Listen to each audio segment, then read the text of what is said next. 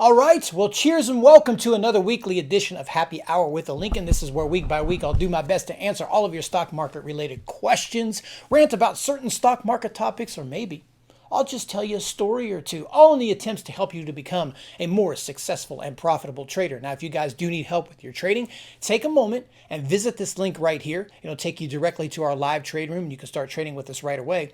Also, if you could be so kind to spare me a moment, I'd like to talk to you about the new room that we have with StockTwits. I know many of you already have this, but I think it's a good fit for many of you. Because when you join our live trade room, it takes an awful lot of commitment from your part. The way that you get the most value out of our live trade room is to be next to your computer trading every day, because that's where I share charts. That's where you see my trades in real time. That's where you get my market commentary. And it really helps the trader see exactly what it is that I am seeing. It helps us share charts and share ideas so we're on the same page. Plus, it really helps with that management part, that once you get into a trade, whether it's working or not, where adjusted targets, stops, adding, and all that other kind of really technical stuff comes into play, you get to see that play out in a real-time environment. So the best way that you get value out of that is being connected all day to your computer where you can share ideas. Now, I know many of you don't have that kind of time. Many of you could care less whether you hear me speak. I might actually bother you for long periods of time. This is where I think this StockTwits room comes into play, because it's just my trades and just the trades I'm looking at in a real-time environment. So it's just directly texted to you, or it's done on the StockTwits platform. So it's a really basic version, but it still allows you to take advantage and learn on your own. But the real big deal there, I think, where it fits is it's like a cup of coffee a day. It's a much lower entry point and a much lower cost. So it could be a good fit for some of you guys. If you're interested, take a moment right here. Follow this link. You can learn a lot more about it. Again, we're having great success with that room. So if it's something that you're interested, right there's the link. So what I'm going to do this week, stretching out again, is I'm going to go back to answering some questions, because I've got questions from you guys. As you know, lately, last couple of months, I've just been ranting. Last week, I was out in the woods. So I'm just going to start talking about some of these questions. So let's get right into them. I got a few of them here, and see if some of these may fit you, and see if these answers can help you and help you get better. So first question is, hey Doug, I've watched so many of your YouTube videos and I relate so much to your story about going broke as a trader but staying with it. I still have no idea how you stayed that long. I find myself at a crossroads. I'm 2 years in trading and I'm not profitable at all. Not to mention, I have not had many good months. I've tried so many different things, but nothing works. How long should I stay with this? I think if I was going to do good at this, I would have done so by now. So I should quit, right? If not, when should I quit? Any help is appreciated. I am desperate. Well, Mr. or Mrs. Desperate, whoever you may be, let me give you my professional opinion on when you should quit.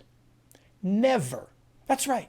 Never. Because first of all, 2 years as a struggling trader is nothing. And if you heard my story before, it was 5 for me. Now, of course, it seems like an eternity when you're getting your ass kicked, right? It seems like it's forever. But when you look at the grand scheme of things and you look at what exactly you are trying to accomplish, remember I did a happy hour a couple weeks ago about the big picture. Think of the big picture. You're talking about something that will be with you for the rest of your life, that no one can take away from you. Because as long as we're on this earth, there will be a market to trade. So you're talking, I don't know how old you are, but you're talking maybe the next 20, 30, 50 years of your life, if you're younger, that you will be in this type of a career. So sacrificing 2 is nothing. And if you think about the other careers that are out there, like doctors, how long do they have to go? You go to 8 years of school plus internships and stuff like that. I mean, they're 10 years in before they make a penny. Lawyers, same thing, 10, 12 years before they really start making any money. So if you think about just giving up 2 thus far, that's nothing. In the grand scheme of things, it's like a tiny little speed bump in the highway of victory. Now, on the other note here is you're not going. I'm talking to you, whoever wrote this, and the rest of you, if you think of this. You're not going to quit. You will never, ever quit. Because if you can stay 2 years in this, which I commend you for, if you can stay 2 years and still try to justify getting up, that means you're in the right place. That means it's exactly where your heart is. And this is something about being an entrepreneur that a lot of people just overlook at times, is you're you're getting up doing what you want to do. If you come into trading, whether you're good at it, if you're good at it and you hate it, you're not going to stay. If you're bad at it and you hate it, you're going to stay even less. But loving it, that means you really love it. So if you've stayed in this for 2 years and you've obviously had some bumps and bruises, then that means this is where your heart really is and you really want it to work. So on that note, let's just kind of transition into this point. You need to just say to yourself right here, because this was a big turning point for me, was you realize if you're going to stay here, and this is what you're going to do, whether you get your ass beat or not, you're going to stay here, then make the most out of it. Know that you have given every single shred of yourself to the market and to becoming better. Now, that just working hard and wanting it doesn't mean that you're going to be successful, but you have to start putting together a concrete plan that will help you get pointed in that direction. So I would assume if you're still struggling around here, that you have a lack of a process. So when a trader normally fails, the reason that they're failing is because they don't have a process or the lack thereof, or they don't believe in their heart that that process works. They second guess themselves, they break rules.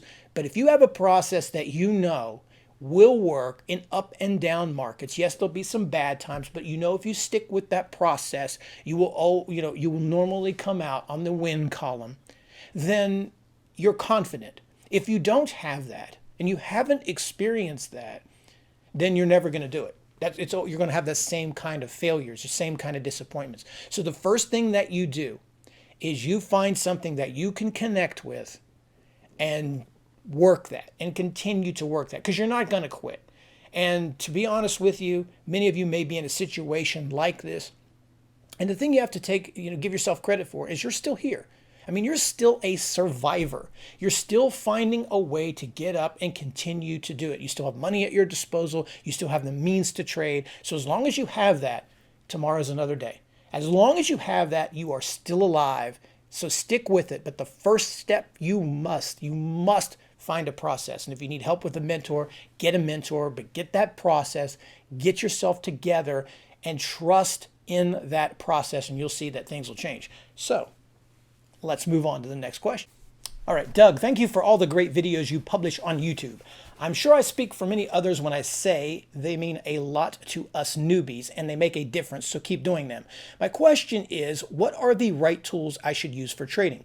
Should I buy a scanner with Trade Ideas or eSignal? Do you think those will help me? They can be expensive, but I don't mind spending the money if it works. Well, I've talked about this before too, but I don't know, based on his email, where you stand as a trader. So I'm going to try to appeal to both sides here. If you're an aspiring trader, you're not a non-consistent, you're a struggling trader, I don't think spending the money on scanning tools is the solution that you need. That money would be much better spent finding mentors, studying more DVDs, books, whatever your thing is, studying more about the market.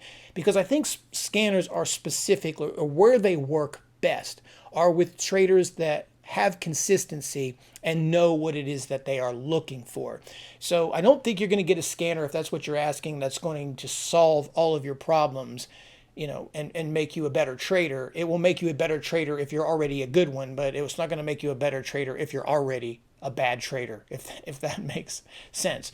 So don't waste your money on that. Normally, like I said, what a scanner is for is if you know what it is that you're looking for, you can program your filters inside of those scanners, because they can be very comprehensive. And I've always been an advocate for Trade Ideas. I love what they have a lot of great things, but I know what it is I'm looking for. I've programmed scanners to fit my trading style. So what it does for me is it eliminates several hours of work that I used to have to do by manually looking through charts, manually searching for ideas. Now I just plug in exactly what it is I'm looking for, the right type of setup, and whenever it spits out something, that's a good trade idea for me right there. So that saves me tons and tons of time.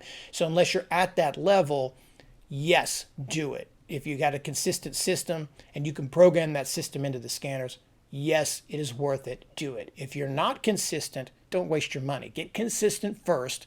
Get the process like we talked about in the last question. Do that first, then spend your money. All right, last one for today. Doug, I think you guys are going to like this one. Why are you so grumpy? I've traded in your room years ago and I know you make money. I know what kind of lifestyle you live. I don't understand why you complain so much. I would be so thankful if I were you. You may not realize how many people look up to you and many would love to have your skills. You remind me of Carl Pilkington? Carl Pilkington? What? Okay, anyway. All right, look. I know I curmudgeon. I get it. But I don't want it to come off the wrong way because I am truly grateful and I am a very lucky person to be who I am, where I am, and doing what I do for a living. But that doesn't mean I don't like to complain. I mean, that's just who I am. And I think it's because of my bloodline. That's where I come from. So when this question was asked, I started thinking, geez, why do I've always been grumpy. I've always complained. I've been a curmudgeon. And I think I take it after my grandfather because like if you have a basic curmudgeon here, and then you have the king of curmudgeons here, and then you have like the Michael Jordan of curmudgeons. My grandfather was up here. League of his own, Lord of all that which is curmudgeoning, especially when it came down to the Pittsburgh Steelers, which is why I no longer watch the Pittsburgh Steelers. He would cuss, run everybody out of the house. You couldn't go near the place on a Sunday during football season. This was in the 70s. If they ran the ball, he's like, God dang, you got to throw the ball. If they threw the ball, you got to run the ball. He'd get up, and then when they lose a game, he'd go out in the yard and burn his stuff. Yes, this was a grown man, by the way. Burn his stuff. And then he'd do it again the next Sunday. I mean, this man was a master curmudgeon. So it's kind of like, it's in my blood. I'm repping my name. It's like my family crest.